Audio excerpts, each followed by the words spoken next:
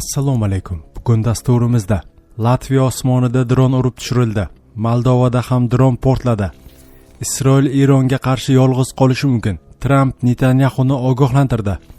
Rizan yaqinidagi dronlar ishlab chiqarish markazi zarbaga uchradi. Bizga pullaringiz kerak. Zelenskiy Abramovichdan Chelsea sotuvidan tushgan mablag'ni so'radi. Erkaklar, tan oling, ba'zan telefoningizning quvvati siznikidan uzoqroq yetib qoladimi? Kayfiyat joyida, niyat joyida, lekin energiya yetishmayaptimi? Ayolingizni yana bir bor ko'nglini zabt etishni xohlaysizmi? Shunda ko'plab erkaklar tanlayotgan vulkan haqida o'ylab ko'ring. Erkaklar salomatligini qo'llab-quvvatlash uchun mo'ljallangan mahsulot. Jinsiy quvvatingizni ham yuqori darajaga olib chiqadi. Va eng yaxshi yangilik hozir 30% chegirma. O'zingizga bo'lgan ishonchni yo'qotmang. Vulkan, faol va ishonchli hayot sari qadam. Hoziroq buyurtma bering. Mahsulot yetkazib berish O'zbekiston bo'yicha bepul. Latviya osmonida dron urib tushirildi. Moldovada ham dron portladi. Latviya harbiylari 8-iyun kuni NATOning ikkita qiruvchi samolyoti mamlakat havo hududiga kirgan dronni urib tushirganini ma'lum qildi. Bu hodisa Rossiyaning Ukrainaga qarshi olib borayotgan keng ko'lamli urushi bilan bevosita bog'liq. Latviya harbiylari dron mamlakat havo hududiga Rossiyaning elektron kurash tizimlari harakati oqibatida kirganini tasdiqladi. Biroq apparat kimga tegishli ekaniga aniqlik kiritilmadi. Shu paytgacha Rossiya bilan chegaradosh bo'lgan 3 ta Boltiq bo'yi davlatiga Ukraina dronlari qulab tushgani qayd etilgan. O'shanda ham rasmiylar buni Rossiya elektron kurash tizimlarining ta'siri deb hisoblagan. Rossiya o'z hududiga xavf soluvchi Ukraina dronlarini yo'ldan chalg'itish uchun radio to'lqin berish texnologiyalaridan foydalanadi. Shunga o'xshash yana bir voqea Moldovada yuz berdi. Ukraina bilan chegaradosh, ammo NATOga a'zo bo'lmagan ushbu mamlakat sharqidagi dalaga dron qulab tushdi va portlab ketdi. Moldova mudofaa vazirligi bayonotida aytilishicha, 8-iyun kuni ertalab dron mamlakat havo hududiga kirgan. Aynan o'sha vaqtda Rossiya Ukraina hududiga yirik dron va raketa hujumini uyushtirayotgan edi. Dron kimniki bo'lishidan qat'iy nazar, Moldova Respublikasi hududiga kelib tushgan har qanday apparat uchun javobgarlik Rossiya zimmasiga tushadi, deyiladi Moldova Tashqi ishlar vazirligining Telegramdagi xabarida. So'nggi oylarda Sharqiy Yevropadagi qo'shni davlatlar havo hududiga tez-tez dronlar kirib kelayotgani xavotirlarni oshirmoqda. Rossiya urushining NATO hududiga ham o'tib ketishi haqida xavotirlar yuzaga kelmoqda. Moskva tomonining da'vo qilishicha, Ukraina NATO davlatlaridan qalqon sifatida foydalanib, Rossiya hududining ichkarisiga zarbalar bermoqda. May oyida Rossiyaga tegishli dron Ruminiyadagi ko'p qavatli uyga kelib urilgandi. Hujum oqibatida Galas shahridagi turar joy binosining 10-qavatidagi xonadonda yong'in chiqqan. Dronning portlovchi zaryadi detonatsiya bo'lgan. Hodisa oqibatida 2 kishi jarohatlangan. 70 nafar kishi evakuatsiya qilingan. Isroil Eronga qarshi yolg'iz qolishi mumkin. Tramp Netanyahuni ogohlantirdi. AQSh prezidenti Donald Tramp Isroil bosh vaziri Benyamin Netanyahuni Eronga nisbatan harakatlarda ehtiyotkor bo'lishga chaqirdi. Uning ta'kidlashicha, agar vaziyat keskinlashsa, Isroil AQSh yordamsiz qolishi mumkin. Tramp bu haqda Isroilning H12 telekanaliga bergan intervyusida ma'lum qildi. Bibi, harakatlaringda juda ehtiyot bo'lishing kerak, chunki yaqin orada Eronga qarshi yolg'iz qolib ketishing mumkin, degan AQSh prezidenti. Trampning so'zlariga ko'ra, AQSh va Eron o'rtasidagi muzokaralarda vositachilik qilayotgan 5 davlat undan Netanyahuga bosim o'tkazishni so'ragan. Ular Isroil hujumlarini to'xtatish uchun bizdan Tel Avivga ta'sir o'tkazishni so'radi.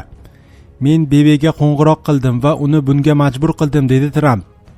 AQSh prezidenti shuningdek aynan Eron tomoni birinchi bo'lib Isroilga hujum qilmaslikka va'da berganini aytdi. Isroil bizga yangilangan ma'lumotlarni juda kech yetkazdi. Ular allaqachon hujumga o'tgandi. Men hujum ko'lamini qisqartirishga erishdim, dedi Tramp.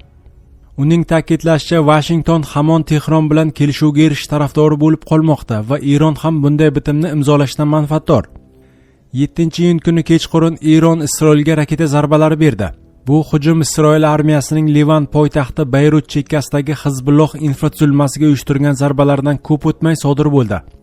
Isroil harbiylari raketalarning bir qismi tutib qolinganini va javob zarbalari berilganini ma'lum qilgan. 2-iyun kuni Tramp Eron bilan o't ochishni to'xtatish bo'yicha kelishuvga kelgusi hafta ichida erishish mumkinligini bildirgan edi. O'sha kuni Eronning Tasnim agentligi Tehron Isroilning Livandagi harakatlariga norozilik sifatida vositachilar orqali olib borilayotgan muzokaralarni to'xtatganini xabar qilgan. 4-iyun kuni esa Isroil va Livan AQSh vositachiligida o't ochishni to'xtatish bo'yicha kelishuvga erishgan edi. 8-iyun tongida Tramp Netanyaxuga 2 marta qo'ng'iroq qilgan. Shundan so'ng Isroil Eron hududiga zarbalarni to'xtatgan, biroq Livandagi amaliyotlarni davom ettirishini bildirgan. Rizan yaqinidagi dronlar ishlab chiqarish markazi zarbaga uchradi. Ukraina qurolli kuchlari 8-iyun kuni Rizan shahri yaqinida joylashgan Protasava aerodromiga zarba berdi. Obyektga dronning sho'ng'ib kirishi va portlashi aks etgan videoni Dacia Shpiona Telegram kanali e'lon qildi. Astra nashri jurnalistlari kadrlarni geolokatsiya qilish orqali tasvirlar haqiqatdan ham Protasava hududida olinganini tasdiqladi. Hozircha ehtimoliy jabrlanganlar va infratuzilmaga yetkazilgan zarar darajasi haqida ma'lumot yo'q. Shu bilan birga aerodrom hududida dronlar ishlab chiqarishga ixtisoslashgan Protos ilmiy ishlab chiqarish markazi faoliyat yuritadi. Ushbu ilmiy ishlab chiqarish markazi 2024-yil iyul oyida ochilgan bo'lib, 2026-yil iyun oyi boshiga kelib, unda 54 ta rezident kompaniya ro'yxatdan o'tgan edi. Markaz rahbari Anastasiya Siginova avvalroq ushbu maydonning asosiy afzalligi amaldagi uchish-qo'nish yo'lagiga bevosita chiqish imkoniyati ekanini ta'kidlagan. Bu esa uchuvchisiz apparatlarni real sharoitlarda sinovdan o'tkazish imkonini beradi. Markazda joylashgan kompaniyalar nafaqat dronlarning o'zini, balki ular uchun ehtiyot qismlar, dasturiy ta'minot, shuningdek aloqa majmualari va boshqaruv tizimlarini ham ishlab chiqaradi. Bundan tashqari markaz bazasida talabalar ham tayyorlanadi. Ular orasidan uchuvchisiz texnikalarni loyihalash va boshqarishga eng qobiliyatli yoshlar saralab olinadi. Bizga pullaringiz kerak. Zelenskiy Abramovichdan Chelsea sotuvidan tushgan mablag'ni so'radi. Ukraina prezidenti Vladimir Zelenskiy Buyuk Britaniya bosh vaziri Keir Starmer bilan uchrashuvda rossiyalik biznesmen Roman Abramovich tomonidan Chelsea futbol klubining sotilishidan tushgan mablag'dan foydalanish masalasini ko'tardi. Bu haqda u The Guardian nashriga bergan intervyusida ma'lum qildi. Zelenskiyning ta'kidlashicha, Roman Abramovich Chelsea sotuvidan tushgan mablag'ni belgilangan muddatda taqsimlay olmagani sabab Britaniya rasmiylari masala yuzasidan sudga murojaat qilish ehtimolini ko'rib chiqmoqda. Tomonlar mablag'dan qanday foydalanish borasida hanuz kelishuvga erisha olmagan. Bosh vazir menga bu masalada qo'lidan kelgan barcha ishni qilayotganini aytdi. Bilaman, diplomatik jamoalarimiz ham bu borada muloqot olib bormoqda. Albatta, hozir murakkab davr. Bizga ko'proq xavfsizlik kerak va Purul dasturi orqali AQShdan ballistik raketalarga qarshi mudofaa tizimlarini sotib olishga harakat qilyapmiz, dedi Zelenskiy. U shuningdek Abramovichning mablag'i Ukraina havo mudofaasini kuchaytirishga, jumladan AQShdan qo'shimcha raketaga qarshi mudofaa tizimlarini xarid qilishga yo'naltirilishini aytib o'tdi. Ular juda qimmat turadi va albatta bu pullar yordam berishi mumkin. Bu adolatdan bo'lardi. Urushni Rossiya boshladi. Nega Rossiya pullaridan foydalanmaslik kerak, deya ta'kidladi Ukraina prezidenti. Shu bilan birga Zelenskiy o'tgan oy Kiyevda Abramovich bilan uchrashganini eslab, bu mavzuda hazillashdi. U bu pullarni o'zi bilan olib kelmabdi. Men unga bizga pullaringiz kerak dedim, degan Ukraina prezidenti. Abramovich Rossiyaning Ukrainaga keng ko'lamli bostirib kirishi ortidan sanksiyalar ostida qolgan Chelsea klubini sotishga majbur bo'lgan edi. U klub sotuvidan tushgan qariyb 3,3 milliard dollar mablag'ni Ukrainadagi urushdan jabrlanganlarga yordam berish fondiga yo'naltirishga va'da bergan.